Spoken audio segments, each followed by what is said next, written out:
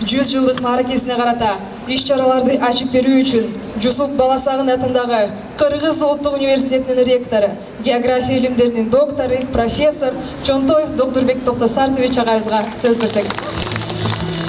Урматтуу коноктор, Жусуп Баласагын атындагы Кыргыз Улуттук университетинин студенттери, эсиптештер жана жалпы кызматкерлер. Бүгүн биздин сүйүктүү университетибиздин 100 жылдык юбилейлик мааракесинин алкагындагы иш-чаралар башталып жатат. Бул иш-чаралар улуттук гана эмес, чыныгы глобалдык мааниси жана масштабы бар иш-чаралар экендигин белгилеп кетүү зарыл. Ошондуктан юбилейлик иш-чаралар татыктуу түрдө республикалык деңгээлдеги иш-чаралардын тизмесине киргизилген. Жусуп Баласагын атындагы Кыргыз Улуттук университети өзүнүн бир кылымдык тарыхында ири, кадыр барктуу илимий билим берүү борбору катары калыптанды.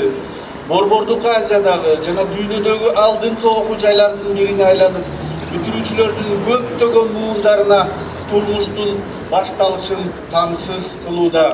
Университетибиздин студенттери, аспиранттары, кызматкерлери мурункулардын салттарын баалап, жаңы, амбициалдуу максаттарды коюп, илимий, билимдин келечектүү багыттарын изилдеп, мамлекеттик маанидеги маселелерди чечүүгө активдүү катыша баштады.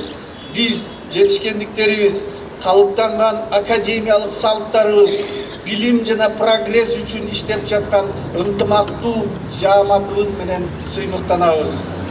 Бул маареке биз үчүн бир эле сыймыктануу гана эмес, университетибиздин билим берүү жана илимий миссиясын бекемдөөгө багытталган жаңы жетишкендиктерге стимул болуп саналат. Уруксат берсеңиздер, биздин алтын уябыздын, улуттук университетибиздин 100 жылдык мааракесиндеги иш-чараларды ачык деп жарыялайм.